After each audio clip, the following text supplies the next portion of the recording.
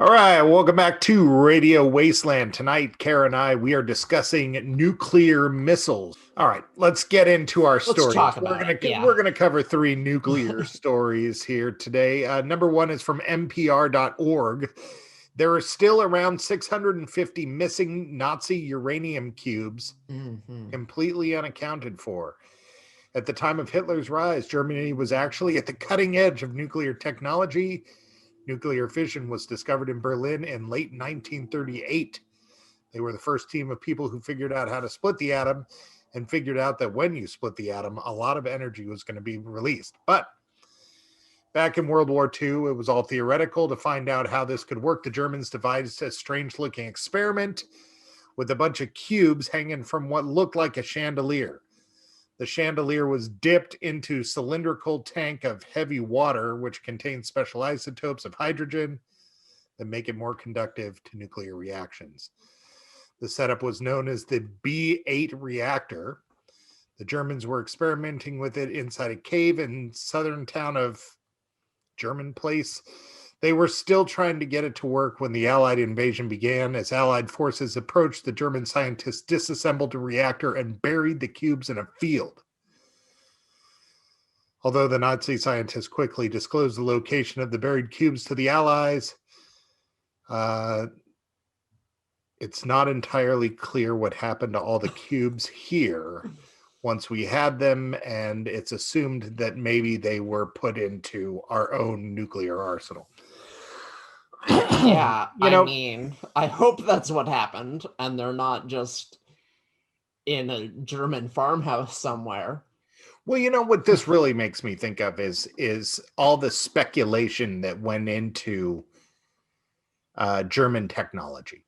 Sure. You know, because we're, you know, into the mysterious and the conspiracious here. You know, that whole era of German technology, you know, what we do know is that we were at a race to get the nuclear bomb with Germany. And, you know, they were literally months out and they could have beat us to the bomb. And pretty much the bomb is what made the world surrender, was the fact that we had it and we used it.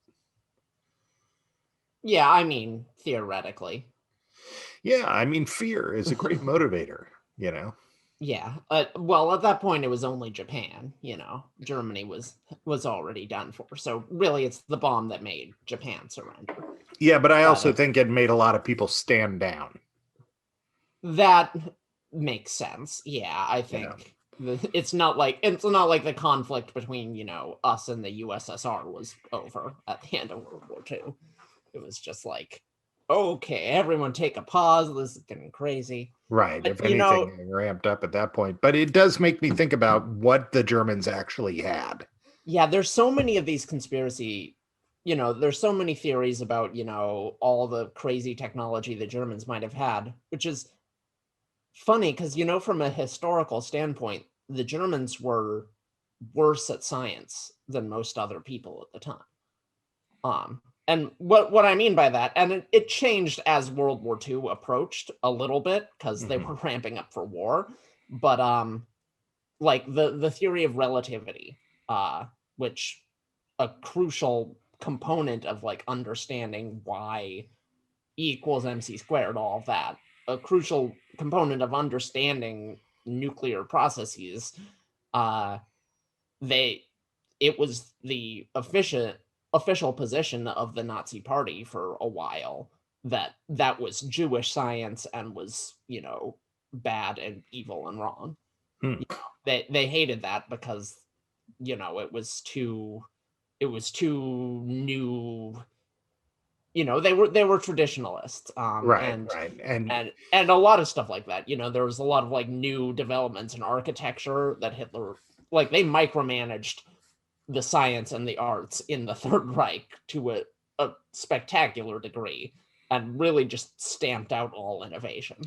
You know, with the totalitarian, a lot of those guys went to the United States and Russia. And Russia, yeah.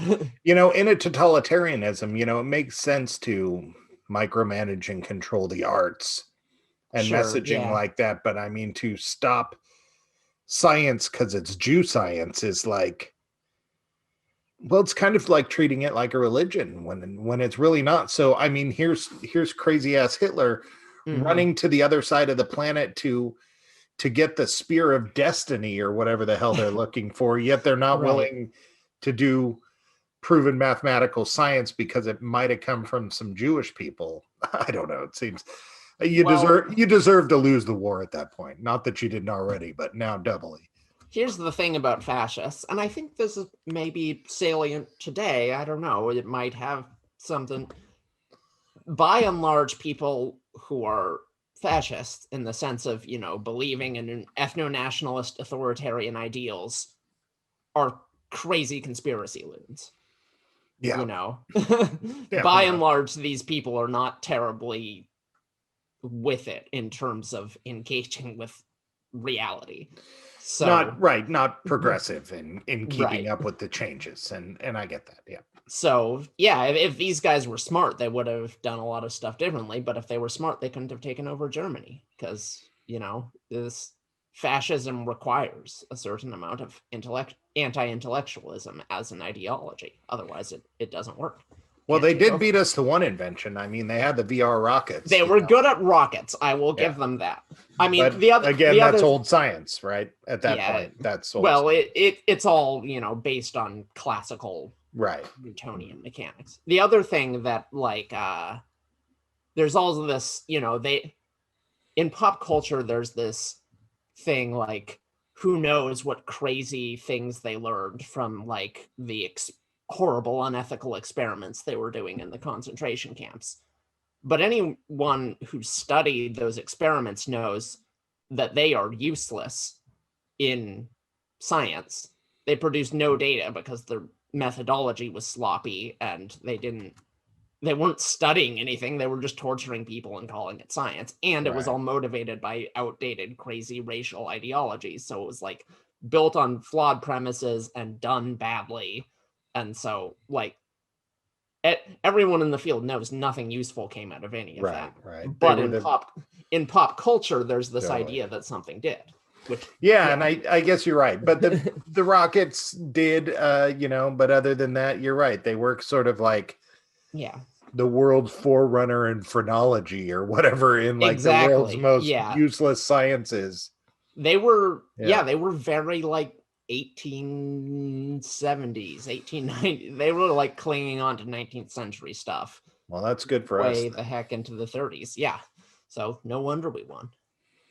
Yeah, that is good. That is good. Because to me, tying cubes to an airplane and then dipping them in hard water and stuff like that seems like alchemy, not science. Yeah, well, I've no doubt that this invention probably, as you said, they were close.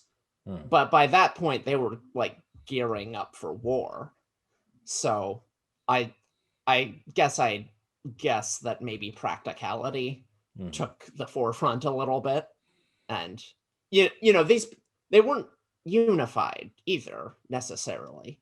There were a lot of factions within the Nazis with a lot of different ideas, and some were more sane than others. They were all horrible, of course. And I mean, that's an argument for not being a jerk, because all these Jews with their Jew science were probably not dying to share their Jew sance with you anyway. So they came to him and they're just, we want you. And they're just all, what? I don't know nothing, or they've left the country by then. Right. Yeah. And I cannot say that I blame them. Yeah. And by the way, anybody out there, I've heard people get weird when I use the word Jew. Jew is fine as long as it's not used as a verb. If you use it as a verb, you're an asshole. Yeah. All right. All right. So, not a shocking tale, but an interesting one. Yeah, I want to know where these things went. I'm concerned. Me too. All right. So after this break, we're going to come back and we're going to talk about an article from history.com. Why have there been so many UFO sightings near nuclear facilities? Something that has been a regular topic in the UFO community for a long time. Yeah. And we're going to tackle it next. We're going to solve this in 10 minutes.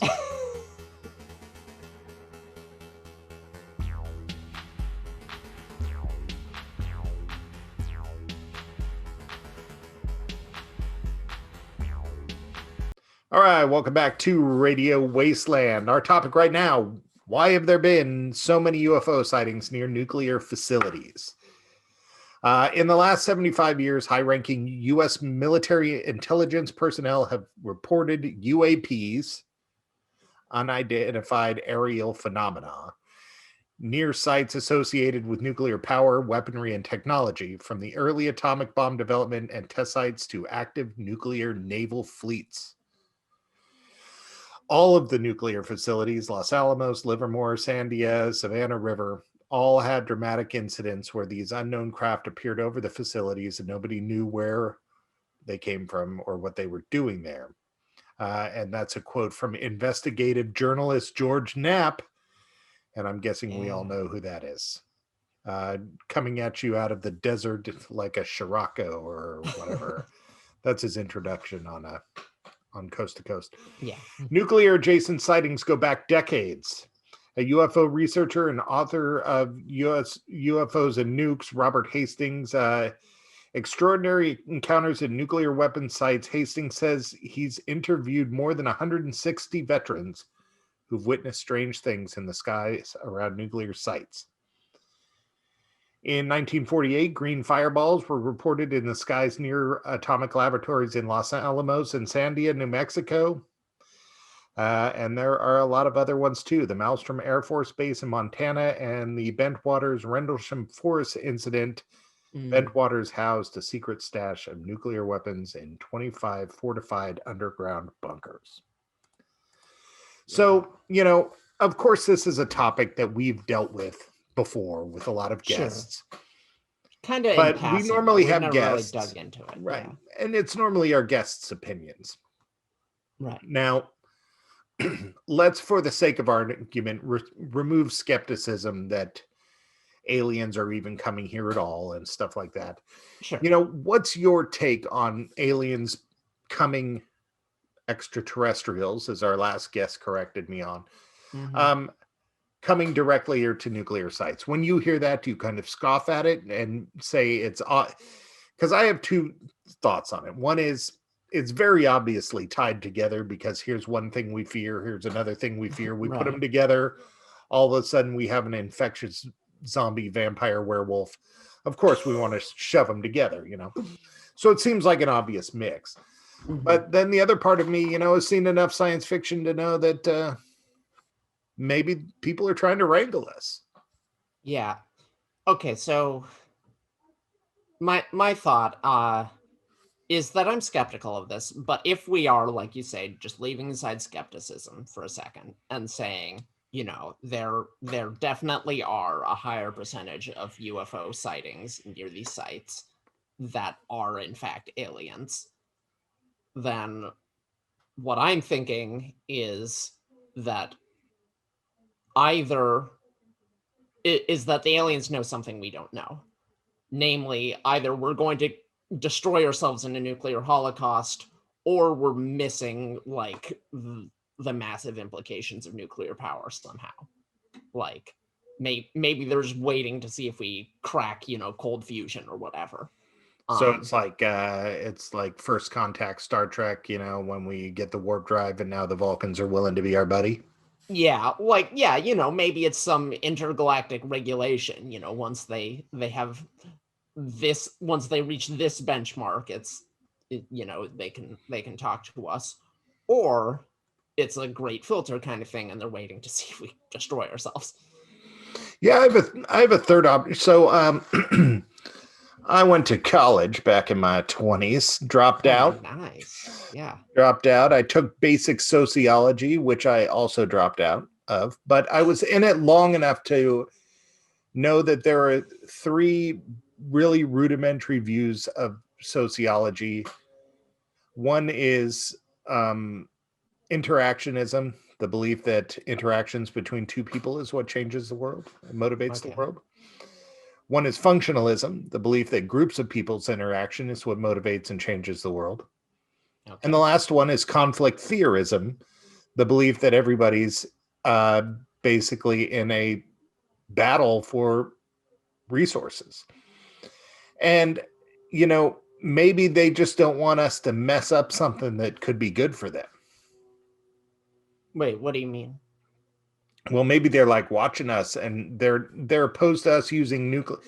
Because I kind of feel in the world of space travel and in the world of the cosmos, a nuclear explosion, even our largest bomb Sure. that we've never blown up, we think will leave a crater a mile wide and just be massive. Sure. But in the cosmic world, I don't imagine that to be so huge. But what it could do is ruin our own planet, and therefore they would say like, "Oh, this one's ruined. We can't take their stuff no more." Well, the fallout of a nuclear bomb doesn't last terribly long, though. Well, nuclear war. Even with a nuclear war, it doesn't last that long. It only a couple weeks, really. It can persist in some, sources for longer. But what about Chernobyl and these places that are still toxic? Chernobyl wasn't a nuclear bomb; it was a nuclear reactor that melted down, and you've got a lot more fissile material there, and it just. I'm not an expert, obviously, but just you're more of an expert than I am, so lay it on me, sister. the way the two processes work, just one leaves a lot more radioactivity sitting around. I get you. A nuclear bomb doesn't have nuclear waste. What about fallout and nuclear winter and these things that? Oh, so nuclear winter is a huge problem. But fallout, like I said, is mostly gone within like 2 weeks. Because the bomb is just packed with enough radioactive particles to have that critical mass so it can to start the chain reaction. But a nuclear power plant is full of highly radioactive waste, which is not fissile. It's just gunk that's super radioactive and will take hundreds of years to decay. I see. And that, there's no reason to pack a bomb full of that unless it's a dirty bomb, in which case the idea is to leave behind fallout, which of course would be a horrible catastrophe. Okay, so I have another motivation. Maybe they want us to nuke each other out so they can come and take the planet. Yeah, you'd think they'd be a little more proactive, if that's what they wanted to happen. If they have the technology, they could easily just, send an ICBM of their own just from Russia, kickstart this whole thing. Listen, they only have half the amount of weight. Have you ever seen a big movie? So you got big movies, you got somebody in their makeup and they're constantly like complaining that they've been in the makeup chair for 4, 5, 6 hours. Now imagine being a reptilian and having to put on human skin in order to, I mean, this is a good 6 hours in the makeup chair before you're even able to try to infiltrate to fire the missile. It's true. So they're too busy primping to hearing about Armageddon, I see. Yeah, pretty much. Okay, well, now I have a question. Is this just sightings near nuclear silos, or is it sightings near nuclear power sources, or both? All of the above. The article even cited naval fleets, like nuclear powered naval fleets. No, that's weird. They're just, if this is genuine, there just must be something that we don't know about nuclear power. Yeah. There must be some other element to it. Maybe it's just like this is the only weapon we have that could conceivably hurt them. So they're like constantly checking it out to say, okay, well, these people aren't a threat. Right. Maybe it's something like we have people on standby. So in case they figure out about a little probing operation and, announce that we're here, we will immediately zap all the nuclear bombs so that they can't hurt us in case things go south. And then we can negotiate. Did you just refer to the aliens coming here as their little probing operation? Yeah, exactly. I love it. All right. So, coming up next here, we have a really weird one. We have a couple seconds here. We're going to try to pronounce this. Alyoshenka. I think that's right. The Kyshtym Dwarf. Alyoshenka, the Kyshtym Dwarf. This is a weird one. Come on back. Still nuclear. You're listening to Radio Wasteland.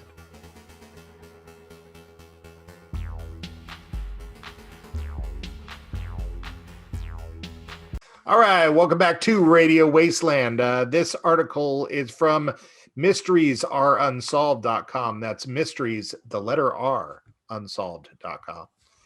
And Alyoshenka, the Kyshtym Dwarf. Mm-hmm. In 1957, Kyshtym was confronted with the first nuclear disaster in Soviet history. Kyshtym is a town. Plutonium exploded at Mayak, a nearby secret nuclear power station, throwing a 160-ton concrete lid into the air. The nuclear explosion is considered the third most serious nuclear accident in history behind Fukushima and Chernobyl. The region and atmosphere were extremely polluted and became hazardous. Decades later, one day in 1990, Tamara Prosverina found a strange... I do try to read these things ahead of time, but I mean, it's Russian. Give me a break. Yeah, it's Russian name. I know. I'm just giving you a hard time with my facial expressions. So. Found a strange creature in the woods. 20 years since her death, and that of the humanoid, people still argue what it really was. Its name was Alyoshenka. Those who saw Alyoshenka described it as a 25 centimeter tall humanoid, brown body, no hair, big protruding eyes, moving its tiny lips and making squeaky sounds. The Kyshtym Dwarf died with no one to feed him when Tamara was in the psychiatric hospital. That's terrible. A morbid anatomist who performed an autopsy on the body of the dwarf in a local hospital. He was the first to claim that the creature was a non-human being. The human skull consists of 6 bones. The skull of that creature was made up of 4 bones, he said. The body of the dwarf was reportedly stolen and is still missing. The old woman who actually named the dwarf died when a car hit her. She had been dancing on the highway. Yeah. The local gynecologist claimed that it was just a child with terrible deformations. And there were other differences in the skeletal structure. Those anomalies didn't look like any congenital malformities known to date. DNA from the cloth the creature had been kept was analyzed by a Moscow-based Institute of Forensic Medicine. A gene discovered in the DNA samples doesn't correspond with any genes pertaining to humans or anthropoid apes. No gene samples available at the laboratory match the gene. The experts in DNA research haven't come across any creature with such an elongated DNA molecule. So, nuclear aliens or nuclear deformed baby. It's alive. Yeah, basically, it's alive. You ever see that movie, It's Alive? No. About the monster baby? And Is it like Eraserhead? Yeah, only imagine Eraserhead told by the people who wrote and directed Piranha from 1979. It's just terrible. Okay. Just terrible, but still great. Still great. Yeah. Like Basket Case. Right. I don't know. I need more horror friends, Kara. I'm sorry. Sorry I can't keep up. I'm not on your level. No one's on your level. No one's on your level. It's lonely at the top, Chauncey. This is another one that sparks my imagination, especially being a horror fan and, all the horror movies about freaky inbred babies and freaky inbred families. The Hills Have Eyes, Wrong Turn, all this stuff. That one great episode of The X-Files that was banned for a while with the inbred family in the cabin. This is something that has actually, I don't want to say piqued my interest, but piqued my imagination. Awakened something in you. Yeah. Just say it in the most creepy and horrible way possible. Yeah. Totally. It's lit a fire. But I don't know. What do you think of these? So if this is the case, we have to weigh like how random hardcore mutation is in nature to how much of this has gone on since, let's say, 1948, 1938, if we need to go all the way back to the Nazis messing with it, like we were talking about earlier. Well, I don't know Would that we have seen more than one of these if it was a mutation? I don't know that there's been a whole lot of like really hardcore nuclear accidents in human history. And the ones that there were mostly in Soviet Russia, who did not have the best engineering knowledge or safety standards. Yeah, Fukushima's too recent. Yeah, and well, Fukushima, like, they're much better knowledge of like how to contain stuff in right, Fukushima, because it's a recent. Chernobyl was 86, Yeah. this one was 57, so Right. At that point, people still kind of seeing radiation as magic, pretty much. And it's Soviet Russia, not generally a place. Soviet Russia in 57, not known for being high standards of living or particularly forthcoming to the West. So I'm feeling like it's possible there could have been lots of these cases we just didn't hear about. Like, this thing was found in the woods. So if it was just some deformed kid, maybe it was abandoned or something, and this schizophrenic mom found him. Oh yeah, I would have abandoned that thing. God, okay. Oh yeah. So, like, I don't know. I'm thinking it's fairly likely that this is just hardcore mutations, but the analysis of its DNA, that's weird to me, especially because there's so much folklore in every culture around the world about like fey creatures and tiny people. Yeah, who, like a changeling. Yeah, changelings, and in North America, your puckwudgies, in Germany, your dwarves, all like pygmies in Africa. There's so many variants of this myth. So I wonder if maybe mutations like this inspired the myth, or these are interdimensional fey creatures sent here to mess with us, or it inspires the imagination. I don't know. What do you think? Frankly, I think it's probably some abominable combination between inbreeding and nuclear fallout. Yeah, I think that's most likely. And deformities just happen. Like, but I mean, this is really deformed. It's true. Yeah. I mean, yeah, this is like really. This is like 2 feet tall, 4 bones in its skull. I don't know how much is 24 inches. Yeah, that's like 2 feet. I mean, it's like and we could be talking about like a couple year old child here. Yeah, although that's true. As I recall, in some sources have this creature like walking around and stuff. So it would have to be older than that if it was human. I got it. It does prompt the question: why does all the really, really weird stuff happen in not America? We have Mothman. We have Bigfoot. That's true, but I mean, they're not like raising it. They raised this damn thing. I mean, yeah. And people out there might argue, oh, because our science and technology is so great. The mortality rate for birthing women is 7 times higher for us than it is for, let's say, Denmark or something. So, I mean, while our medical technology may be great, it's not, it's not, inbred nuclear baby great. I will say 1957 Russia, this is like a rural town, right? I assume most of them are at the time, yeah. Yeah, so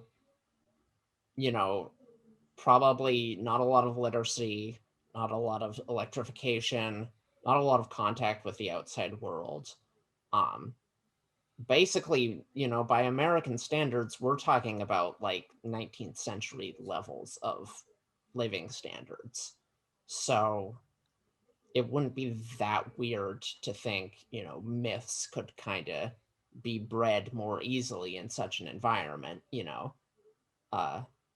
if we're That's talking true. about You're small town Russia, the crazy lady found a deformed baby becomes, oh my God, there was an alien dwarf. Right. And you're less apt to have the the hoity-toity mansplaining rich white dude come in and be all, here, this is not okay, you know? How there's always that guy who like comes in and like, I don't know, I was watching something the other day and it's like some British explorer who thought he was hot crap. And he's like, oh, here, like talking smack to like a group of like 15 natives, like they're all beneath him and stuff. And I'm all, they're going to kill that dude and he deserves it. You know, it's like, you know, so there's not the men of science. Right. I don't know if I'm explaining I'm not this very saying well. like The men of science. I'm not saying these people are stupid or anything. I'm No, just saying no. they didn't have a lot of access to education, and it was an insular community. So Yeah, and I am not complimenting the men of science that I am pointing out, but yeah.